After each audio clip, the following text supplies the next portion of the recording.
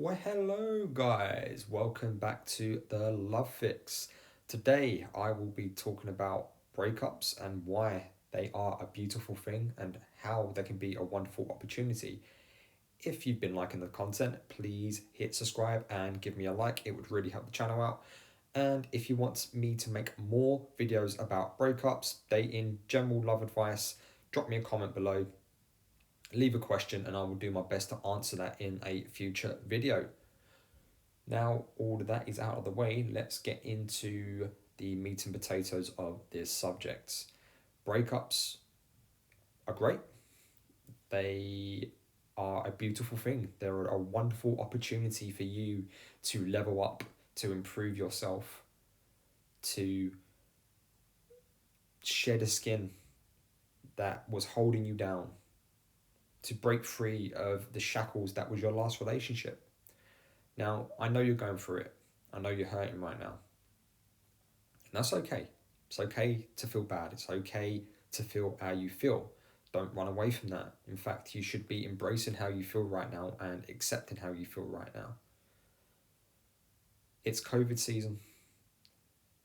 It's dominated our lives for almost a year now. It will be a year in less than 2 months. That here, anywhere in the UK, that we were first locked down, and most of the world was being locked down around the same time or just beforehand. And if I think back to this time last year, January of 2020, my life was very different to what it is now. I had a good relationship, although there was some cracks in the armour and I was having some second thoughts about some things. It was still functioning pretty well back then. You know, I had a good woman. I had a good relationship. I was the father to my non biological child, who I would never say stepdaughter because I don't like that term.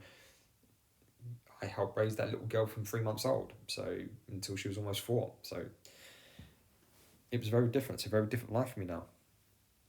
I was comfortable, uh, well loved, well fed, good job, and most of that's still true. I've still got a good job. I'm still well loved by my friends and family, and most importantly, I'm well loved by myself. I have a good relationship with myself, and this is why breakups are not only an important thing, but it's a beautiful thing. Breakup is an opportunity for you to start working on the relationship with yourself, to learn how to love yourself and to self improve. Now, a breakup is a symptom of a bigger problem. To quote Craig Kenneth, I think it's something like that. It's a symptom of a problem or something like that. Yeah. So the breakup is an opportunity for you to turn your energy inward and look at where you need to improve, what you can do better, but also to do things that you haven't had time to do things that you put on the back burner because you had a relationship, and that relationship takes up a significant amount of your time, a significant amount of your thought process, your energy, and it's a conscious effort. And now all this time has been freed up. You're hurting, and that's okay. You feel how you feel and embrace that. It's okay to feel that right now. And we've got lockdown on top of that. We can't really go out and socialise too much unless it's going for a walk. Weekends are becoming difficult because, typically speaking, if the world was quote unquote normal right now, you'd be going out doing things. You know, I'm not necessarily saying going out and getting drunk or anything, but you'd be going out on some crazy adventures to expand your mind and to expand your world, because your world is a lot different now. Your world is no longer taken up by one person, which it shouldn't be anyway. You should always have stuff going on outside of a relationship. You shouldn't always be putting your eggs into one basket. So there's a lot of perspective here. And it's a good opportunity to not only work on yourself, but analyze, was that a good relationship for you? Was that man or woman actually good for you? Maybe in the start they were. Maybe as you got 3, 4, 5 years, 10 years down the line, maybe you started growing apart because you wasn't growing together. So you can really start looking at Was that relationship dynamic actually working for you? And straight after a breakup, you will say yes to that question because you want that person back more than anything. And of course you do. Of course you do. You love that person.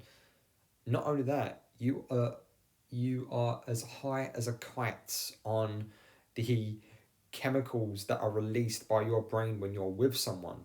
So if you look at this from an addict's point of view,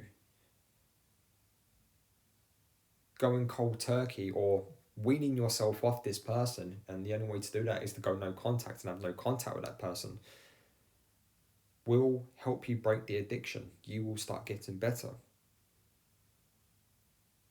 So look at this as an opportunity, not a setback, not a failure. I mean, yes, it is a failure, but failure is our best teacher. I am what you call a successful failure. I have made more mistakes than I care to admit, and I will make a million more mistakes in my life. However, this time last year, I never even conceived about talking about breakups or coaching people with breakups. This time last year, I was coaching people for fat loss, nutrition, sport and exercise nutrition, strength, athletes, coaching people all over the world online, as well as my day job. And since my breakup, I refused to allow that to set me back. I refused to be unhappy. I want to be happy, and so I make that happen. I'm in charge of that. I'm in charge of how I act and react, no matter how bad or how good I feel. And this led me down to a path of studying breakups, studying the relationship dynamics, attachment style, why people break up.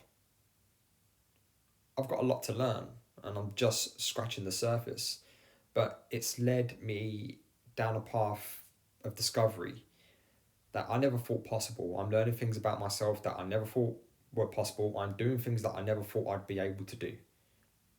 I've met people that I never thought I would meet. Great, awesome people since last year. I did lose a big part of my life.